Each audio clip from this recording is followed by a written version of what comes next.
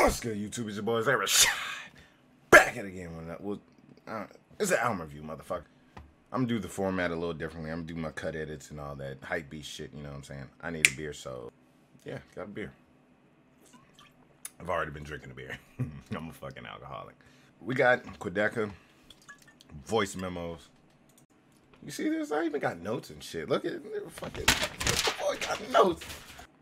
I just did a reaction also. Some people are like, oh, what is this reaction? Hey, look, come a little bit closer. Matter of fact, let me zoom the lens in for you so you can see real quick. Sucking my dick. I don't care. Honestly, hearing this album, I was going in expecting it to sound, I wasn't expecting it to be the greatest, all right? I'll be 100% honest. Usually when it comes to YouTube rap, it's like, some of them, their fans are like, they're just annoying as shit. And they just make it sound better than what it actually is. But hearing this, it was quite the opposite. As I'm listening to the album, I'm like, okay. I'm like, okay. I'm like, all right, motherfucker. This is a good-ass damn album. So, I'm not wasting all the time. Y'all probably gonna see a whole bunch of other album reviews. It's worth it despite everything they told you. Crying silent in your pillow saying, I wish. Track 1, Ego Death. I had to sit there and break it down. I was listening to it. I'm like, I know this sounds familiar. And then my first thing that came to my head was Gucci Hot Waters. That's what I was thinking it was. And then I had to go back and look at my Spotify playlist and all that. I'm like, no, it's not. It sounds like Lucifer, if you ever heard of him. A lot of of the album also seems like it's kind of, because he's really good. It seems like he can take little bits and pieces of certain people's style and then plug it in. So for instance, as the song went on and I'm hearing Ego Death, I'm like, this kind of sounds like Cow mixed with the gym class heroes who I love there. And I'm like, all right, it's kind of got that, like, oh, I'm not the greatest person. I'm a fucking loser. But I still love you, babe. I really think they want my presence like a holiday, but I think I need to learn when I walk away. Some of y'all gonna ask, why the hell am I not playing the whole song? Well, let me tell you, I'm not getting copyrighted. It's not happening today, fucking buddy. Overall, though, I will say I did like the first song. I liked the vast majority of the songs, actually, on the album. It really caught me by surprise. A lot of it caught me by surprise, where I'm like, I see you, man. And I did not know that he was only 17 years old. That's what really got me off. So by my judging of the album, it's going off of age and how much, you know, because it's easy. You're going to have more content when you're older. So say you start at 25 or above or whatever. You've been through a lot more in life. Being able to create meaningful stuff at a younger age is a lot harder because you fully haven't lived it. You're still in high school, like, you're just kind of coming up with shit as you go. So a lot of people do a whole bunch of faking when it comes to their lyrics and all that. Track number 2. Fuck is it? I can't even read my own handwriting. Imagination. Okay, so you can hear the chorus on that, and I'm hearing it, and I'm like, that's motherfucking Willy Wonka in the Chocolate Factory. Come with me, and you'll be in the world of imagination. Head ass. But if you were like me and you listen to a whole bunch of mixtapes, there was actually a group that made a song to that beat called fucking Roll Up. And I can't think of the name of the group. If I can find it real quick. I just want y'all to know it took me a good amount of time to sit there and find this shit. Roll up. Hey, roll up. First round in Bruce City. I wanted a wraith, yeah, but I had to hide in my imagination. Back in the day. Nah, this is probably, let me go back to the notes. Okay. They're not helping me. I can't read the shit. I will say I really liked it as far as this song. It gives kind of that, like, it gives a vibe of just being like, how the fuck do I even describe it? It's like, wee, like, you know what I'm saying? You just got, not like LSD or wee, like kind of like a, hey, like, yeah, I'm in the clouds. It reminds me, it gives me that, like, kind of feeling of when I listen to Mac Miller, when I listen to High Life, or I listen to Kids. It's just like a youthful type beat. So track number 2, loved it. Track number 3, A Dream I Can't Remember interlude.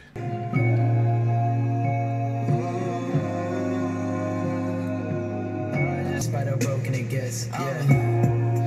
Tell how I feel.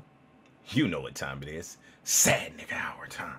That's what the vibe that I get off of this one. A lot of it is, it kind of seems like it voices also off of like a Ray Shrimmer style is what I'm gathering from it. as far as the chorus and all that, but when it comes to everything else, it kind of, what I get a hint of is Landon Cube and Brennan Savage, if for some of y'all that know. I'm randomly throwing out some underground people. Y'all be like, how the fuck does he know this? Wicked Face Task Force, protect Wicked Face. The beat though, and the build up is what really sells it. It's like, okay, like, it's depressive as fuck. You're just sitting there sad as hell. And then next thing you know, it just kind of has that drop of, Lil Peep come around. I don't know. Look at me. I probably am doing a shit ass comparison, but it has that drop where it's like, all right, boom. Later on, it just boom starts thumping and all that. So that's 3 good tracks. Track number 4. Thank You Next. Yeah, some of you Ariana fans are sitting there squirting your little boxes off because you seen that title. I just want you to know I hate you for that phrase. I hate it. It burns my fucking eyes every single day I think about it. I hate you. Come here. Come a little closer. I just stab you in your shit, you little fucks. Who put this shit together? Who put this thing together? Bealo is saying he should have been on there. Do not get dressed. My bitch is evangelical Christian. She like, heck yes. Okay. Bars. Yeah, he told me when he told me that his bitch was an evangelical Christian. She's like, heck yes. Sounds like some terrible pussy. Doesn't sound like that shit's getting sloppy toppy. You're not getting none of that, the fun and the sun. You're getting some basic ass shit. You just there. This is sacred between my legs. I'm like, I don't fuck 40 other bitches. What's different about your shit, man? Does it come with pre-installed heating in that bitch? If not, then shut the fuck up. Then boom, you have Sad Frosty. Hit for 20 in Japan. Shorty, she know I'm the man. Running the guap and I cut the event. But there was a primary flaw with the song. The chorus at the end, when he started singing and all this shit right here. Let me pull this bitch up. Let you go. I didn't like that at all. I was hearing, I was like, ugh. Until you did the little choppy part at the end. That, and then switch back into the beat. That was hard. But the singing on it, I could do without that. So that's the only flaw with it. But other than that, both of them on the track, they body this beat. Track number 5. The Man on My Left Shoulder.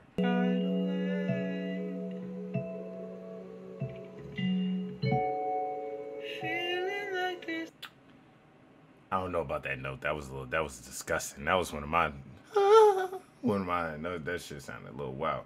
But from it, what I gathered, it kind of reminded me of 17, XXX Tentacion. It gave off that vibe to where I'm like, okay, like I see where you're going with it. It's kind of like but it also gives a Kid Cudi vibe, because when I say that, like his is more dreamy, while X was kind of like, it was more depressive. His is more of a dream of what's going on and all that. So it kind of drifts into the Kid Cudi realm.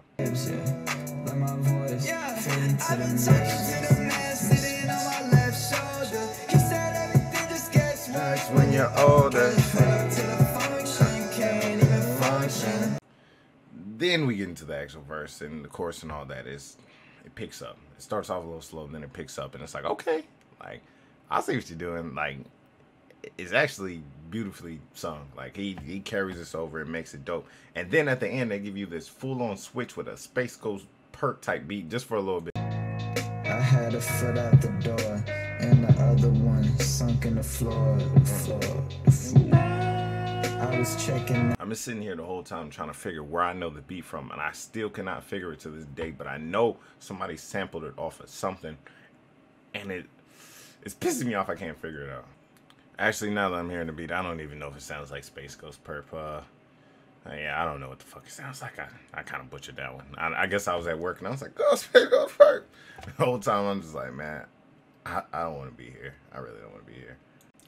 But I did like the song. So normally my attention span at this point in time, like I'm like, oh, get on with your point. But I'm not having that problem with this album. It's still going good. Track number 6, we got Red Dot. The first original, who's that? The first one to say Red Dot. Well, it would be Starlito in them. It would be Starlito definitely, because his homie Red Dot. Free Red Dot when that was going on. I remember that movement.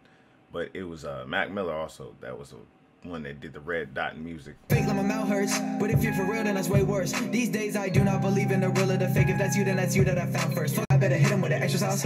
Everybody's aiming at me, but I only shoot a shot when a boy finally get a shot. Put that red dot on my head. Yeah, just take a shot and I'm down. Yeah. This part, no. Yeah, I've been here so long. No. The song was good up until it started drifting towards like a Childish Gambino, Kanye West. Almighty Spirit, we're spirits together. Ooh, lend me your power. Goku head ass. No, I didn't like that part of it. The first part of the song, I liked it. The beat really well. Like I said, the beats that he selected, and if these are YouTube beats, which I don't, I feel like I read that somewhere, and he paid for them and all that, but which is smart. You do that before you drop an album, because these motherfuckers will tax your ass later on. All right, later on they will hit you. Because I heard from an inside source, I can't say which where, but one of YB and Amir's that rubbing off the paint, he didn't pay for it, and he had to pay it later. I think he ended up having to drop $300,000 just to get that beat. So make sure you get the exclusives first. Track number 7, we did a reaction to this. It'll be in the description below. You can go ahead and check it out. People are like, oh, I came here to see sober people. I want to see sober people. Man, go take your sober ass home somewhere else, bitch. I don't give a damn. I'm drunk all the time. Well, not anymore. I've changed my ways, but bitch, I'll be drunk. Yeah, so you can just check that one down in the description box below. They said Track number 8. some shit they probably don't even remember, but they gon' remember me. I used to feel like there might be a plan for everyone except for me. I still don't know if there is. I still hope that one day they accepted me. Think I'ma need some help. The beginning of the song, though, I'll say it sounded like I got a vibe of 6 Dogs. Like, that's who it came across. I was like, oh, whoa. Like, this man is amazing because he does the rap style video. So to be able to even do that, you're going to take little bits and pieces and be able to do it. He's basically like fucking Perfect Sale. All right. He's like, man, I got a couple of this. I got a couple of that. Your little bitch ass ain't going to beat me, though. You about to beat me. Oh, bet. I'm about to blow the fuck up. So, yeah. Don't ask questions on that. The beat, though, that little, like, it's hard to describe. It's kind of like an Oriental type, like, it's something in the background. I can't think of the shit. Bear with me. But it reminds me of the Drake comeback season, like the beat style on that, on certain ones and all that. I don't know. I could be tripping. It's been a minute since I heard it, but I got a little vibe of that. But the one good thing I will say, none of these beats sound alike. You can tell that they're not from the same producer. They're from multiple different ones. That can work for you, and that can also work against you. Because, you know what I'm saying? People are known, like, for instance, Block Boy would be, take E, like, fuck these niggas up. It's associated with that. So they want to hear beats like that. When you kind of do that, you put yourself in a certain sound. He's going for I'm going for multiple different sounds. So that's smart. Kudos to you. I like the real thing. Pause. Track number 9, War.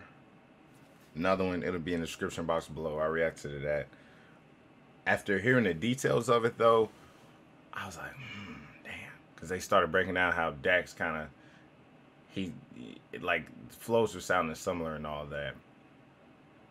I will still say that the song is good. I like the song. That was just some swaggy ass shit that they were on there, man. Like I said, it's in the description box below. They'll all be linked there. You can go ahead and check it out, see how I felt on it. I'm not going to rehash stuff I've already went over. Another good song. Track 10, Unusual, B-Lou and Quadeca. This is the one I did not get to react to. And that people are like, react to it. I didn't know who he was.